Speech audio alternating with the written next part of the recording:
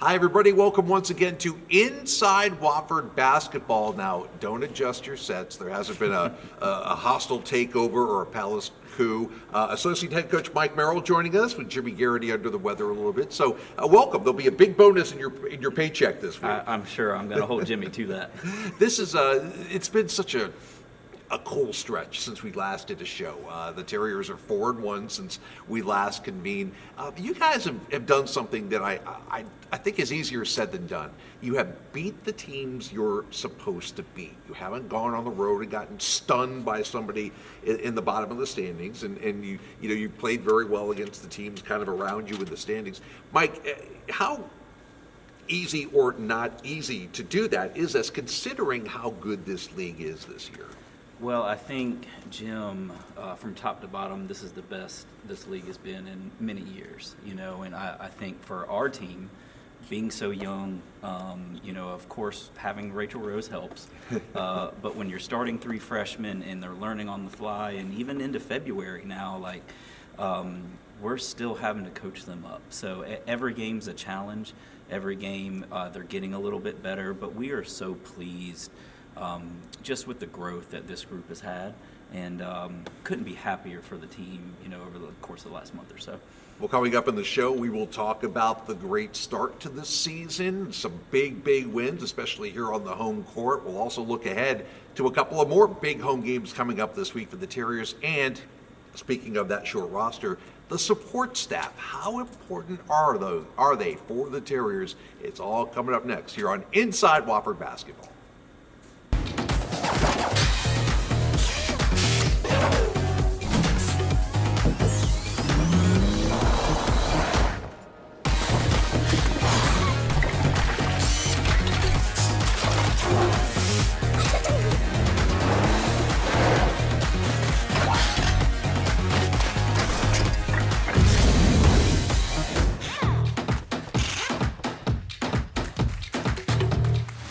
And welcome back to Inside Wofford Basketball, sponsored by Yokohama. Got to start with the big win against Furman a couple of weeks ago. What a great atmosphere, first of all, in here, the building. Your players get up, but it's great to see, athletes from other sports and fans. Over 1,000 people here for a women's game. And you guys really took that, used it to your advantage, nip and tuck for a while until you guys really took over in the fourth quarter.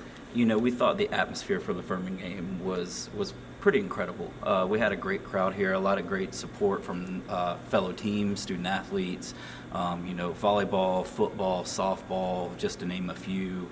We really appreciate them coming out and supporting, their fellow student athletes. But the game with Furman is always fun. We talk about the importance of rivalries. We talk about the importance of that to college athletics, specifically college basketball.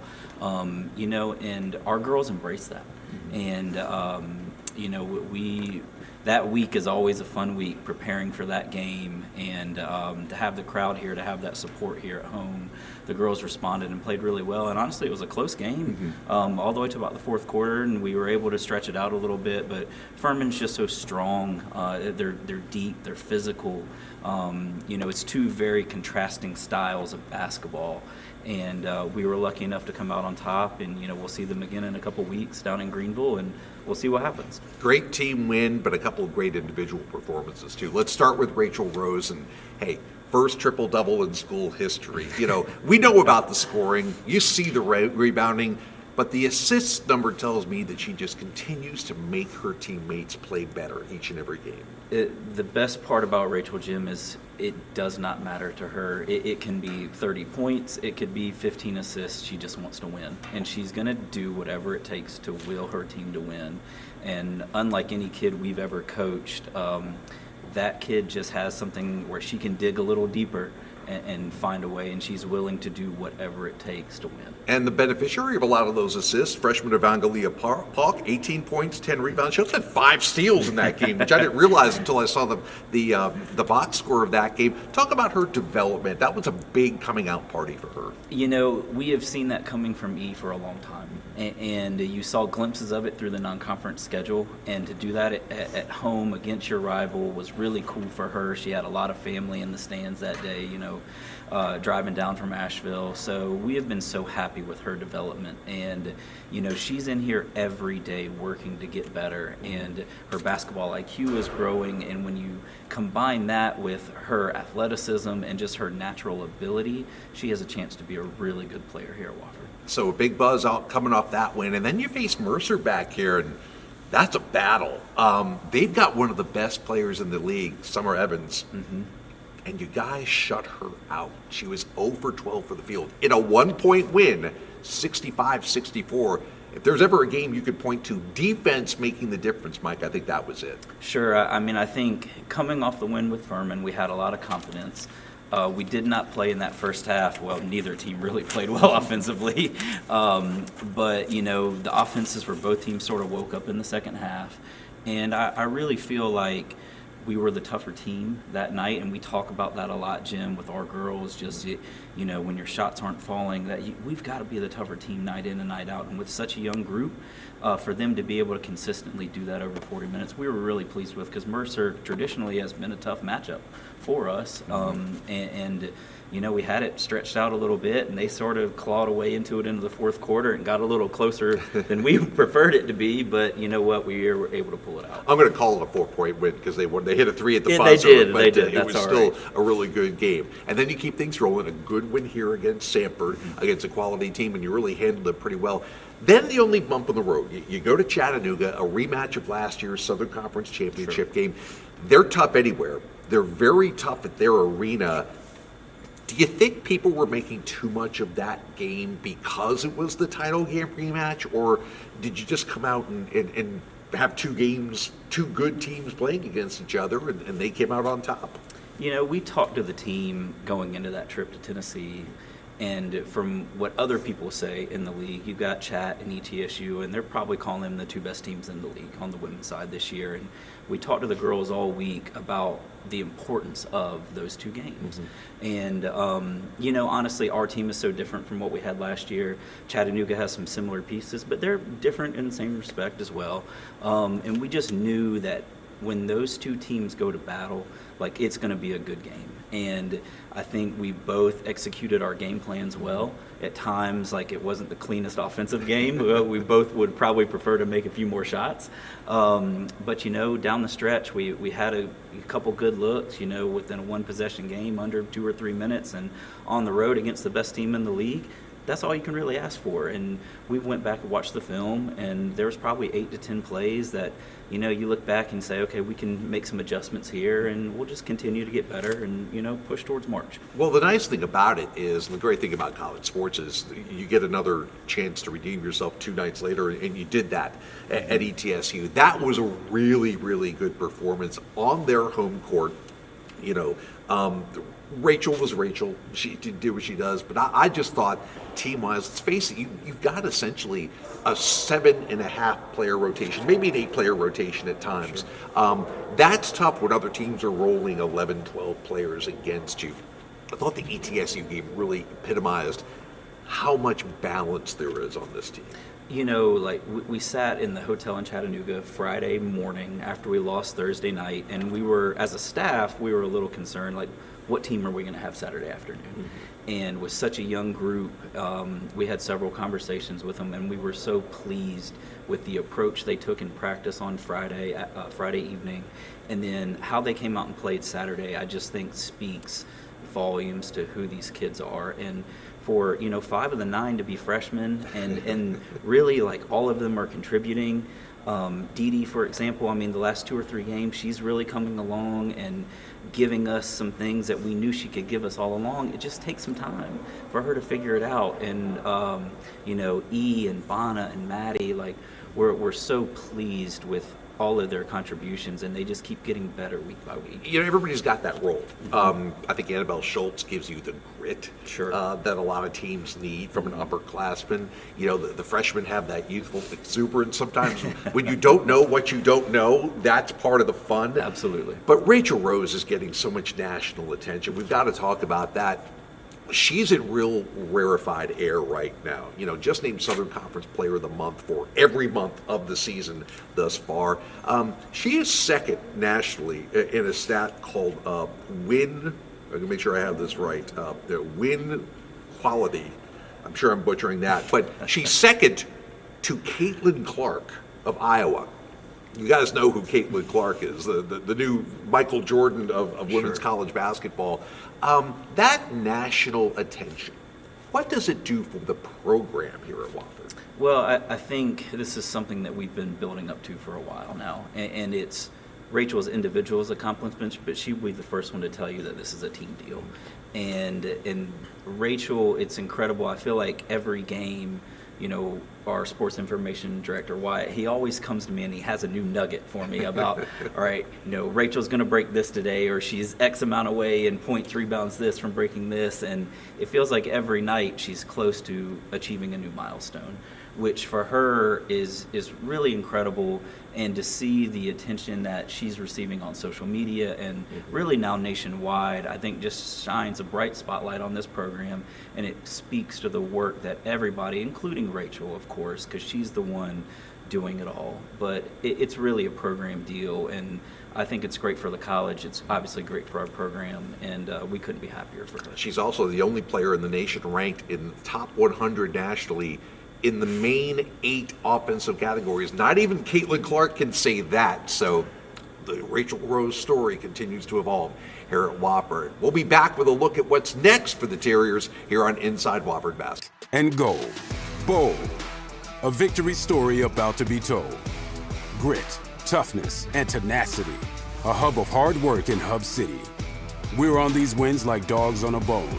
In the zone, our place, in your face, won't leave you alone. Strength, speed, fire, true. I'm sorry, do these things trouble you? We're Wofford College. We fly the W. Ingalls, proud partner of the Wofford Terriers. You're true blue. Up before the sun. The men and women we count on every day. And you count on your Carolina Ford dealers, so you can be ready for what's next. Stay focused and connected. Help inspire a generation. And when you need us most, we're here for you. Get 1.9% financing for 72 months with up to $4,150 package savings on select Ford trucks, only at your Carolina Ford dealer. And welcome back to Inside Wofford Basketball with Associate Head Coach Mike Merrill. I'm Jim Noble, sponsored as always by Yokohama. All right, coming up for the Terriers. You're getting a lot of these schools the second time around now. Western Carolina and UNCG coming up this weekend here at Wofford. Second time around for these teams. How much adjusting do you have to do? Very often when you win the first matchup, there's a natural tendency, Mike, to say, let's not change anything. But the other team is going to make adjustments. So do you self-scout? Do you look back at that game and say, we can't come out and do exactly the same thing? It's a combination of both. Western's playing a lot better than when we saw them the first time around. Quite honestly, they should have a few more wins on the record. I think, unfortunately for them, they had a few games slip away from them late. They're better than their record indicates. And, they're coming off a win against UNC Greensboro this past weekend. They're going to come in here with a lot of confidence, and we've been preparing all week. Making a couple adjustments on our end and seeing obviously what worked well in Cullowhee. We'll be ready come Thursday afternoon. And then when the UNCG, they got you, they're very good at home up there. Absolutely. Now there's always a little bit of natural motivation that sometimes the coaches don't even have to tell the players about when you play a team that beat you in the first game. Right. Well, we tried to prepare our young team again. First SoCon game, it's on the road. UNCG is a tough environment, and the crowd was good that night. They played really well. Give them credit. I think our team now has a better understanding after going through one full cycle with the league about what SoCon play is about. And I think we'll be ready Saturday afternoon for the Spartans. All right, so we're talking a lot about, how young this team is and how shorthanded they are in terms of healthy players. And it kind of gets into your support staff. And let's face it, Wofford doesn't have the largest. You don't have 6 assistant coaches out there and 12 managers. Yeah, and it is what it is right now. But let's spotlight a few people who really keep this thing rolling. TJ Bell, of course, our athletic performance coach, who also works with the men. Michaela Landrum, your trainer. When you only have a certain allotment of healthy bodies out there, that training staff is uber important, aren't they? TJ and Michaela are great. We're super lucky to have them here at Wofford. And they work tirelessly every day to make sure our girls are ready to compete night in and night out. We also have 6 or 7 student managers led by Lauren Scalise. We have a ton of support from students who just want to be involved. And we couldn't do it without any of them, honestly. Dr. Tim Bursack comes to mind as well. He helps us almost day in, day out around here. So I think you find that at a place like Wofford. Your TJs, your Michaelas, but obviously your students and people that just have found a way to connect to our program and what these girls are doing. And everybody's pitching in to achieve a common goal. For Jimmy Garrity, for yourself, for Trent, for Ashley, my big joke was that you guys are in the best shape of your life because you're running so many plays on the scout team. But how hard is it to replicate another team in practice when it's a mishmatch of people, of coaches and managers and fans, and that's a tough task. It is, and we try to tell the girls we can't recreate the speed. Obviously Coach Ash, myself, Coach Bun, we're not moving like we once did. But from our scout team guys, which unfortunately we didn't have during interim, a lot of them were overseas traveling, and it would be good to have them back, bring them back into the fold a little bit. But the running joke in my house is my wife keeps telling me I've lost a ton of weight because I have to practice every day, which I think she's really happy with, but I couldn't tell it all. So that's great. Well, listen, it's been so much fun. Coming off a great stretch, like I said, 4-1 the last few weeks, and some really big games coming up. And you've done a yeoman's job filling in for Jimmy. Tell him he's going to get Wally Pipp. You have to look that up. It's an old joke involving Lou Gehrig and the New York Yankees. But we really appreciate your time. Best of luck down the road, and we'll do it again in a couple of weeks. Thanks, Jim. All right, special thanks to Addison Harvey behind the camera and our entire staff, Wyatt Street, our SID. For Mike Merrill, I'm Jim Noble. We'll see you next time on Inside Wofford Basketball.